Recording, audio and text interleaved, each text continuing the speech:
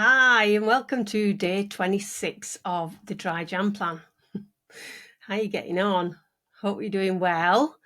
Today, I want to talk about gratitude.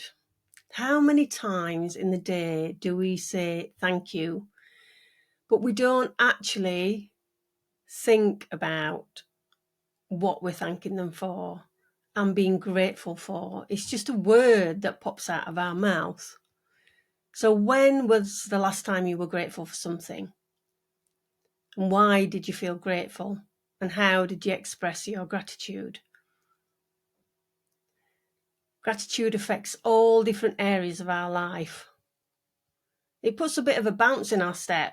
I mean, have you ever helped someone with a suitcase off the train, or you've carried someone's bag, or you've opened the door for someone? How does that make you feel inside? It makes you feel great, doesn't it? And I don't think we use this sort of simple tool of gratitude enough, really. So it's a conscious, positive emotion you can express when feeling thankful for something.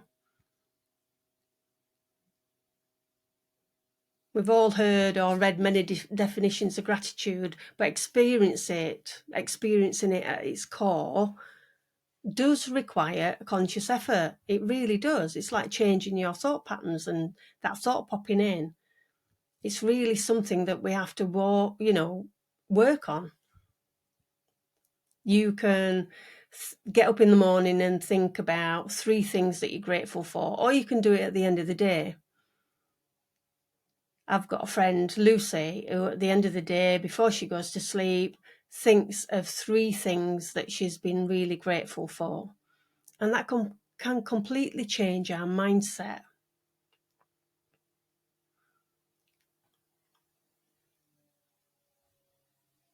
Regularly practicing and expressing gratitude has tons and tons of benefits, short-term and long-term. In fact, psychologists have highly researched gratitude and found it to be among the main focus of positive psychology. Evidence suggests that people who consciously count their blessings or gratitude tend to be happier and less depressed. That's the massive effect that it has on our brains. And researchers found that the more grateful people are, the more brain activity in the prefrontal cortex, which is our executive part of our brain, which is a bit that makes decisions. And it's that bit around learning as well. The brain activity persists a month later after we've practiced lots of gratitude. That activity just continues, suggesting that gratitude has a long-lasting effect on our brain activity, which is amazing when you think about it. Just by thinking what we're grateful for, even if there's lots of rubbish going on in our lives and we're not in a great place, there's always something that we can be grateful for. We've got a song thrush that's been singing in our garden. You don't hear them very often, and it's been here probably 4 or 5 days. And I said to my husband at breakfast this morning, "Oh, I can't hear the thrush this morning." And I've come down into my office at home, and it's in the back garden. It's singing its little head off. And just to sit and listen to that just for a moment and just be grateful, no matter what's going on in my life, I've just got, being grateful. It also boosts positive emotions, like said, helping someone with the bag, opening the door, gives us compassion, gives us that inner joy. And it helps us to connect with other people, because often we have a smile, don't we? And it makes us feel good. It puts a bounce in our step. As I say, it builds up over time. It has a long-lasting effect on our mood, self-esteem even, and our behaviour, which can really snowball over time by just being grateful. And it can definitely combat depression for sure.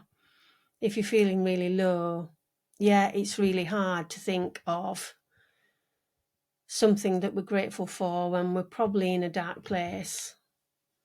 And really difficult. And I can certainly resonate with that because I've had some pretty dark, deep, depressing times in my life, and just not even wanted to get out of bed, not want to even have the energy to speak to anybody, have the energy to eat anything, and just spiraling down and down into that horrible, horrible place, which is not a nice place to be. But just even trying to be grateful, even if the sun's shining through the window and landing on something in the room, just being grateful for the warmth of the sun.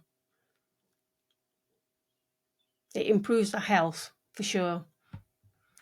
Actual physical health benefits.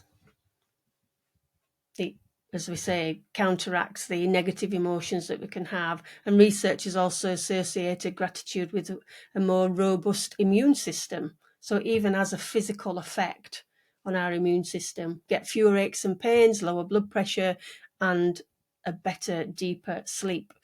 And of course, because we've not been drinking, we are hopefully having a deeper, more restorative sleep than when we were drinking. So think about gratitude. Think about what you can be grateful for. And either at the beginning of the day, if you get out of bed in a bit of a, don't really want to face the day, just think of a couple of things that you can be grateful for. You know, I think about the wars that are going off in the world.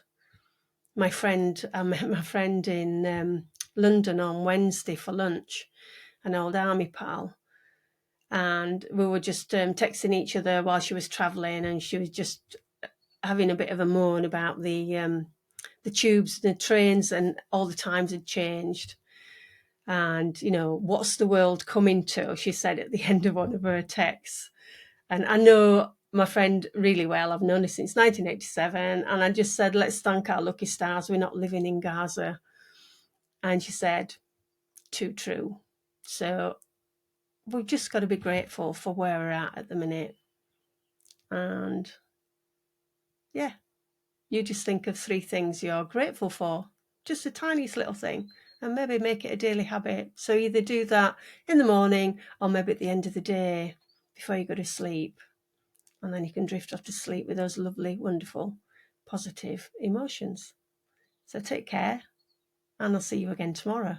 Bye-bye.